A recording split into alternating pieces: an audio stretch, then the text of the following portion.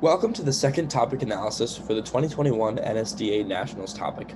Resolved, in the United States, social media is beneficial for democratic values. My name is Morgan Swigert, and this lesson will cover the political participation advantage. So this is one of the most common and generic arguments on the affirmative. And so most other arguments will be some version of this. The reason this is the most common is because the general idea of social media, right, as a concept is that more people are interacting with each other and there's more of a much larger flow of information across social networks. And so that generally tends to engage more people in political discussions and political participation, which is why this is kind of going to be the core of the AF, right? Because it relates to the fundamental idea of what social media and social networks are. So I want to start by just jumping right in. First, we'll cover briefly the structure of the contention. So there are going to be three links, all links in between social media and political participation. And we'll cover all three of them, a quick internal link and then an impact. And so we'll go piece by piece and kind of discuss each one. So let's just jump right into it. So the first link says that social media amplifies issues that are important to the larger population rather than media narratives that are chosen by a small group of editors. And you can feel free to pause the video and read through the actual text of the card or read through the card while I'm discussing it. But this is the general idea that social media allows for the rapid spread of information that is actually valued by the population. So there are two parts to this card, right? The first is the idea that social media facilitates the rapid spread of information. And this is very simple, right? And this is a very general idea. It's pretty easy to grasp by everyone. This alone is a very good link because it means that more of the population is informed on political issues because more people are seeing more information, and a more informed population, right, can vote better, vote more, and be inspired to take political action. It's pretty simple, right? You can't engage in politics if you don't know about the relevant issues and if you aren't informed, right? So this kind of covers the precursor to political participation, which is very important. And the second part of this card is kind of almost its own kind of hidden link, right? It's the idea that social media facilitates discussion and spreads info about issues that are actually important to the general population, right? So it kind of changes the narrative in the general public. This A, raises awareness about actual important issues, and B, gives the narrative back to the people, right? When political discourse surrounds issues that impact the majority rather than the elite, the majority is more likely to engage, right? And so this card kind of discusses, like in the first sentence, in traditional media, editors decide what topics are worth the reader's attention, right? So what's broadcasted on the news, what's put in the New York Times, that's all decided by a small elite group of people that run the mainstream media. Whereas the way the information is disseminated on social media is what's the most popular, and what you see first is generally determined by what the majority of the largest number of people view as important. So it gives the narrative back to the majority. And when the narrative goes back to the majority, that means that the issues that are being discussed are the issues that are most important to the majority. So it changes the narrative up a little bit and it encourages more people to engage. So it's a little bit of nuance involved in this card, but I think is very important. So now moving on to the second link, right? The second link is pretty simple as well, right? It's that social media makes activism easier. So the first link is talking about, okay, it's easier for me to get a lot of information. The second link is talking about it's easier for me to engage and spread that information myself, right? So this is the idea that, yeah, it makes it much easier to be an activist on social media. So if you think about it, right, before social media, there were many more barriers of entry into the political scene because you have to leave your house and find real scheduled events that are often more time consuming and more complex, right? For example, if, before social media, I wanted to engage politically or do my civic duty, right, I would have to find a place to phone bank and go volunteer, or find a locally organized protest and leave my house to go protest, right?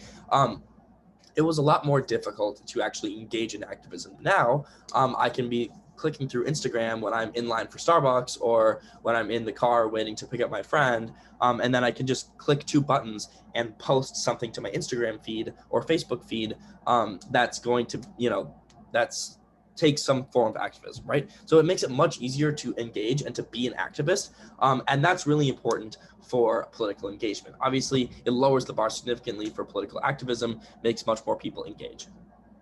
So that's very important, right? So the first link is about taking in information. The second link is about spreading information yourself. social media makes both of them easier. Now the third link, right? I think the third link is probably the strongest because it relates the closest to the general idea, like conceptually, of what social media is, right? Think about social media. It's the creation of social networks and networking generally, and it makes networking much easier. And so this second link, or this third link, is the idea that social media allows for the formation of political movements because it makes making connections with other people much easier. So it explains that social media makes it easier for groups with a common interest to come together and to make movements explode, as well as to organize better ways to engage. Really good examples of this, and this is another reason why I think this is going to be the strongest argument, especially for nationals, is because there are lots of very recent empirical examples that prove that this argument is true, right? These good examples are mainly the Me Too movement. I think is going to be a great example when you're reading this argument. The Occupy Wall Street movement, which is a little bit older, and then the quick and massive organization of protests after George Floyd and the whole reemergence of the Black Lives Matter movement in the most recent year. Social media allows for the formation of special interest groups and movements to transcend the geographic barrier, which is often very significant, right? For example, if I have an issue that I'm passionate about, I can now, via social media, connect with people all across the country and across the world who have similar interests, right? Whereas before social media, the only people I would be able to really connect with and network with are people in my local area, right? In my town, in my city, in my neighborhood. And so now that social media facilitates connections between a much larger group of people, it makes movements much, much bigger and therefore much more powerful. A great example is the Me Too movement, right?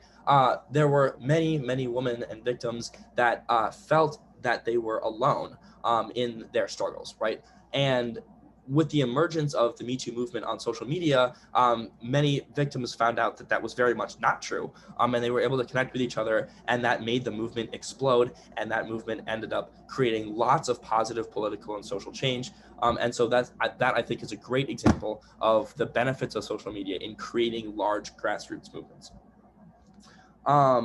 Okay, so looking at now the internal link. The internal link is very important, right? This is less of a warrant-based card and more of a statistics-based card. It's the thing that draws and ties all three of the links together and proves concretely, okay, social media increases political participation. And so this card makes that very clear, right? It says studies have shown how those who use social media, especially Facebook, are more civically and politically active than non-users, right? That says exactly what we're trying to prove. And then the links, right? The three links are the three warrants and explanations as to why this statistic is true.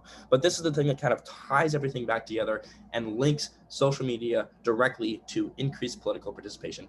This is going to be a very important card as far as your strategy for the back half of the round, because it's very important for link weighing. I'll explain this later on in the video. And so this kind of proves directly, right, the link between social media and increased political participation. And so now the final part of the argument, right, is the impact. The impact here is democracy, right? This card explains that democratic theory holds that societies benefit in the long run from the participation of all of its citizens. This is, I feel like a very intuitive argument, right? Democracy is the idea that everyone in a society should have a voice in the way that the society is run. And the more people participate in politics, the stronger a democracy is, because the more representative it is of everyone's opinions and everyone's perspectives. So I feel like that's kind of a no-brainer. And so there's an important thing to note as far as impacts go on this topic, right? The impact is going to be tough because it is specifically asking, the resolution is specifically asking about the effect of social media on democracy, which is often used as an impact itself for other topics, right? The difference here is that this topic does not ask you to prove why democracy is good, and you also won't have to weigh democracy against other impacts like you normally would. This means that you don't need to prove a terminal impact of democracy. You just have to prove that social media has a positive or negative impact on it, right? So a lot of really when you get to democracy, that's kind of where the argumentation stops. And you're really talking about who increases or decreases, if you will, democracy, rather than whether or not democracy, how democracy as an impact stacks up against other impacts. So that's the good news, right? Because it's often very difficult to weigh democracy against other impacts, because democracy is a very abstract impact that is hard to terminalize. But the flip side of that, right, the bad news is that this will make debates very messy because most debates are going to be mainly link debates. And so you have to be prepared for most weighing to be on the link level, which is generally more complex and more nuanced, right? It's generally going to be the AF team says social media increases democracy, neg team says social media decreases democracy, and then you have to compare the two links into the common impact of democracy rather than doing impact weighing itself. Impact weighing is generally a lot simpler.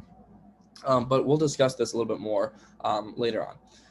So now I want to cover the general strategy for this case, right? So the strategic power of this case lies in the fact that it has multiple distinct links. There could even be more links out there as well. Like you could probably get to 4 or 5 links for this political participation argument. This topic is going to be hard because a lot of the arguments intersect and overlap, right? For example, there are many directions that you can go with the general idea of accessibility to social media. And on the negative side, right, there are lots of different ways that you can link into fake news on multiple levels, right? Fake news can be an impact, it can be an internal link, and it can also be a link in and of itself. And so with this intersection of general ideas, it's very hard, or you can lose the general argument structure very quickly, right? The structure of claim, warrant, impact, or uniqueness, link, internal link, impact. And so that means that you want to always be making it very clear that the 3 links here function independently of each other, right? Because that makes it much easier to collapse in summary or rebuttal, right? So I get up in summary and say, we're going for our first link. It makes it much easier to kick out of links 2 and 3. So you have less frontlining to do and it gets less messy. But this is only possible if you are constantly making it clear that the 3 links are distinct from each other, especially in front of judges at nationals who are going to be a little bit less experienced. So yeah, but just the general strategy, right, is that you want to be taking advantage of the 3 distinct links. I think that's the most important for this case. It's also a very stock argument, which means it will be very strong. So the final thing that I really kind of want to talk about in this video is, actually there's one other thing. So first of all, while the links are separate, they're very similar, right? This is what I was talking about before, especially the ones that you will see at the NSDA tournament. They'll have a hard time understanding how they differ. So you want to be constantly making it clear that the 3 links are different. And then the other thing you want to watch out for, the last piece I want to cover on the strategy issue, right, is when responses are made to one of the links, but can be applied to others. So that's kind of where this strategy might fall apart, something you want to look out for. For example, if someone reads defense on the first link and you decide you want to collapse on the second one, you want to make sure that the defense that your opponent read on the first link or the links that you kick out of doesn't also apply to the second link. And so then you end up conceding defense that actually applies to the link that you go for, right? This is going to be a very consistent theme across all arguments of both sides of the topic because a lot of the links are going to be very similar. So that's something that you want to be very cognizant of. Okay, so now the final thing that I really want to talk about in this video about this argument is how you are going to be doing link weighing. So I discussed earlier, right, about how there's not going to be a lot of impact weighing because all of the impacts are democracy. And so you want to really focus on link weighing.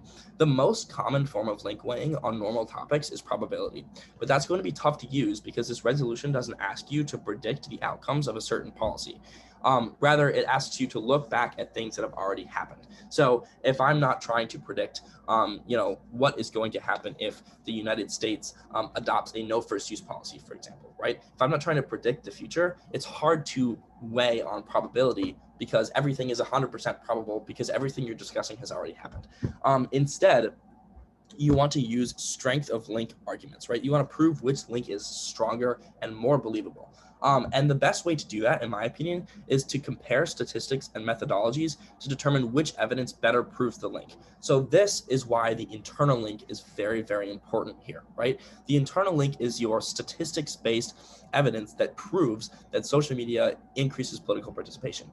If this evidence is very strong, you can compare it directly to your opponent's competing evidence that might say the opposite, and by whichever metric you compare it with, if you can prove that this evidence is stronger and more reliable, you win the strength of link debate, and that means that you win the link weighing debate, right? So, and you can compare them in a lot of different ways. You can talk about which one post-dates, which author has better credibility, what the methodology is, and the strongest statistical correlation, right?